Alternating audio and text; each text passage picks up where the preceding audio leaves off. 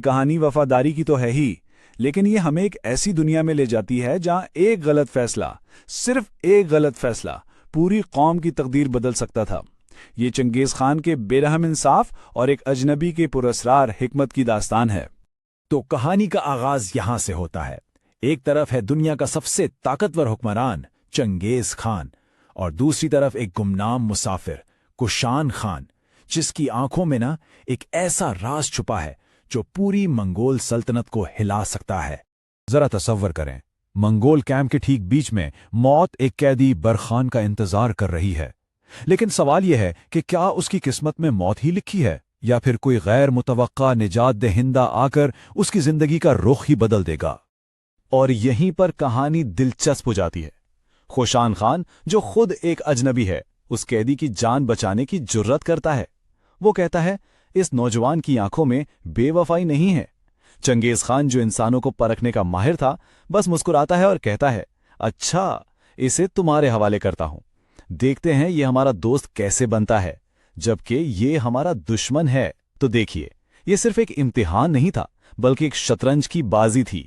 آزادی کا یہ ایک تحفہ برخان کو کوشان خان کا سب سے وفادار ساتھی بنا دیتا ہے۔ ذرا سوچئے، دشمن کے گڑھ میں یہ اتحاد، یہی کوشان خان کا سب سے بڑا ہتھیار ثابت ہونے والا تھا۔ اچھا، تو اب ذرا موضوع بدلتے ہیں۔ آئیے دیکھتے ہیں کہ اس اجنبی کوشان خان نے منگولوں کے درمیان رہتے ہوئے آخر ان کی زندگی کے کون سے راز دریافت کیے۔ وہ کیا چیز تھی جو انہیں میدان جنگ کا بے تاج بادشاہ بناتی تھی؟ کوشان خان نے جو دیکھا وہ حیران کن تھا۔ اس نے محسوس کیا کہ منگول صرف جنگجو نہیں تھے، وہ تو قدرت کا ایک حصہ تھے۔ ان کے جسم جیسے گھوڑے کی سواری کے لیے ہی بنے تھے، ان کی آنکھیں اندھیرے کو چیر سکتی تھیں، اور تو اور وہ گھاس چک کر راستہ بتا سکتے تھے۔ ناقابل یقین! تو منگول مرد کرتے کیا تھے؟ ان کی زندگی کا مرکز دو چیزیں تھیں، جنگ اور گھوڑے۔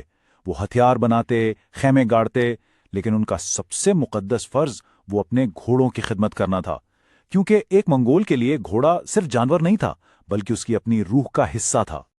لیکن سب سے حیران کن بات یہ تھی کہ اس جنگجو معاشرے کی اصل طاقت عورتیں تھیں۔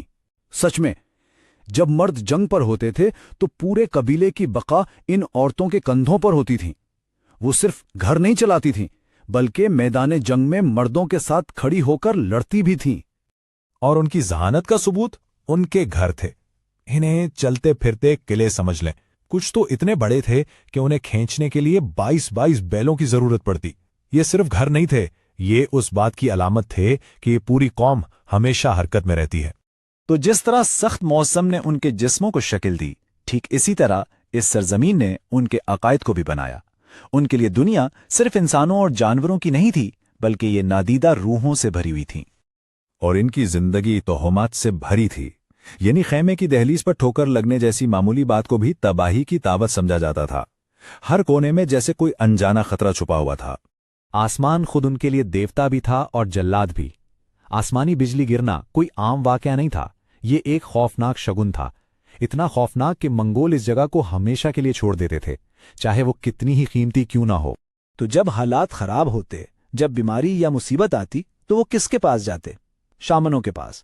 یہ وہ لوگ تھے جو دعویٰ کرتے تھے کہ وہ ناچ کر اور ڈھول بجا کر بدروحوں کو بگا سکتے ہیں اور قسمت کو بدل سکتے ہیں۔ لیکن پھر کیمپ میں کوئی اور آتا ہے، ایک ایسی آمد جو کوشان خان کے اصل مقصد کو سامنے لانے کے لیے سٹیج تیار کر دیتی ہے۔ یہ کہانی کا وہ موڑ تھا جہاں دوست اور دشمن کی لکیریں بہت دھندلی ہونے والی تھی۔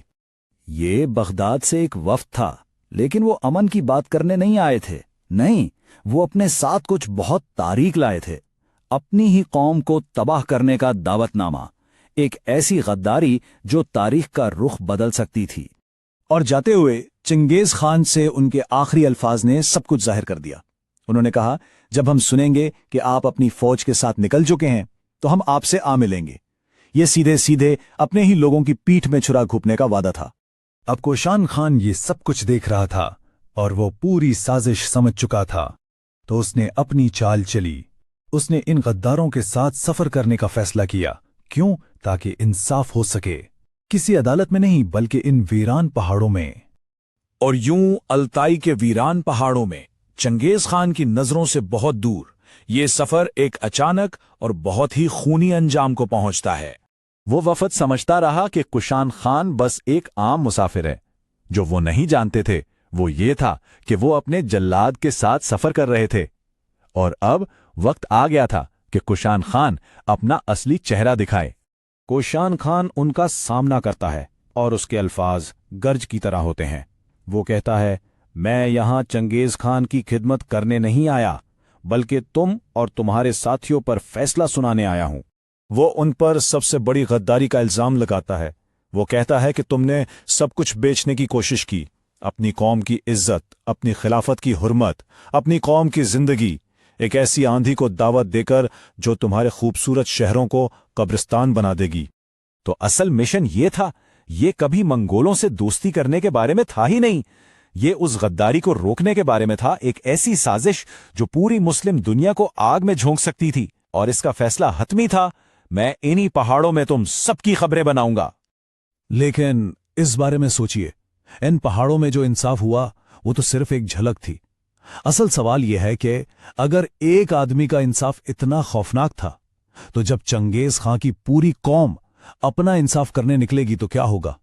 یہ وہ سوال تھا جس کا جواب